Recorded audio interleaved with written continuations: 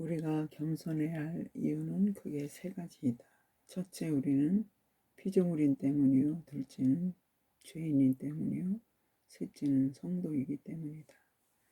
이하의 본문에서 나는 한두 가지 이유로서 거의 편중적으로 우리들은 피조물이니까 겸손해야 한다는 이론을 강조했다.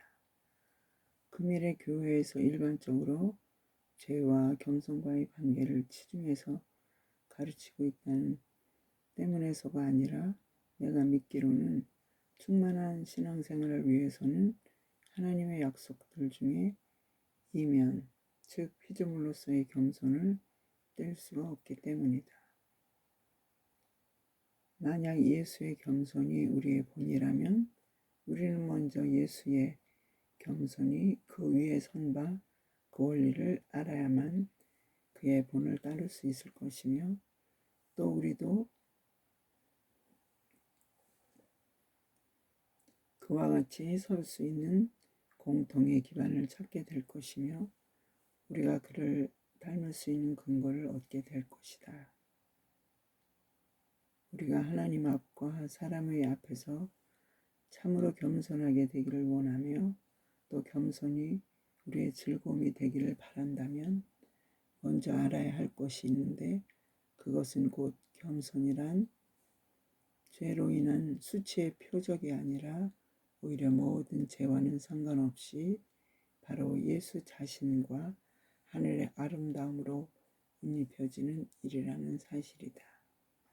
종의 형체를 입음으로써 영광을 취하신 예수께서는 친히 가르치시기를 너희 중에 누구든지 처음이 되고자 하는 자는 너희의 종이 될지니라 하셨는데, 이같이 예수께서 우리에게 명백히 가르치신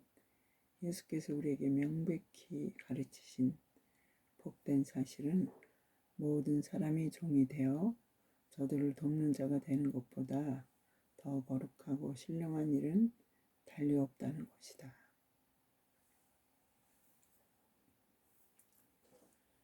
자기의 본분을 잘 알고 있는 진실한 종은 그의 주인이나 객들의 수종을 드는 일에서 참된 기쁨을 누리는 법이다. 겸손은 회오 같은 것과는 비교도 할 수 없는 심오한 무엇이라는 것을 알고, 그것이 곧 우리들로 하여금 예수의 생명에 참여케 하는 것이라는 사실을 알게 될 때, 이 겸손이야말로 얼마나 고귀한 일이며 또 모든 사람의 종이 됨으로써 이것을 실천하는 일이야말로 하나님의 형상대로 지어진 인생의 최고의 거업이라는 사실을 깨달을 수 있게 될 것이다. 내 자신의 신앙생활을 해고해보거나 또는 세계 그리스도의 교회 전반의 형편을 살펴볼 때 예수의 제자로서 가져야 할 두드러진 특징으로서의 이 겸손을 추구하는 노력이 얼마나 부족한가를 느끼게 한다. 교육 생활에 있어서나 사생활에 있어서나 가정에서나 사회에서나 또는 특별한 신자들의 모임에서나 혹은 또 그리스도를 위한 사업의 계획과 추진 과정에 있어서까지라도 겸손을 가장 으뜸하는 덕성으로서 받아들이지 못하는 흔적이 얼마나 많으며, 또 은혜가 자라는 유일한 뿌리로서의 겸손, 예수와 친교하는 데 있어서 없어서는 아니 될 유일한 조건으로서의 겸손의 가치를 몰각한 형통들이 얼마나 현저한가. 예수와 친교하는 데 있어서 없어서는 아니 될 유일한 조건으로서 겸손의 가치를 몰각한 형편들이 얼마나 현저한가. 높은 성결을 추구하노라고 말하는 사람들에게 그 말은 비등한 겸손이 없더라는 비난은 높은 성결을 추구하노라고 말하는 사람들에게 그 그 말과 비등한 겸손이 없더라는 비난은 설사 그 비난에 진실성에 의심의 여지가 있다손 치더라도 뜻있는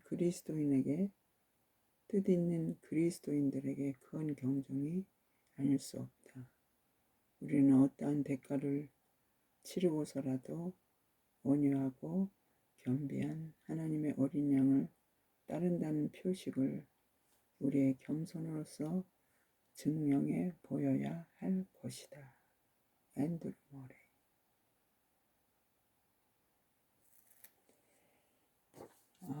둘레에 여러 사람들을 만나고 또 상황을 만나고 말씀 앞에 앉으면서 특히 분주한 하루하루 일상을 지나가는데 때로는 주님 앞에 잠잠히 묵묵히 서야 할 때가 아닌가 자신을 돌아보며 어제는 책을 좀 정리하면서 넣어놓은 것들 또 꺼내야 되는 것들을 정리하면서 오늘 아침에 내가 참 좋아하고 때때로 즐겨 읽던 앤드루 머레이의 겸손이라는 책을 아침에 꺼냈습니다. 목소리도 조금 둔탁하지만 아침이라 둔탁한 목소리지만 오늘 읽습니다. 겸손에 대해서 다시 나 자신의 영혼을 주님 앞에 의탁하나이다.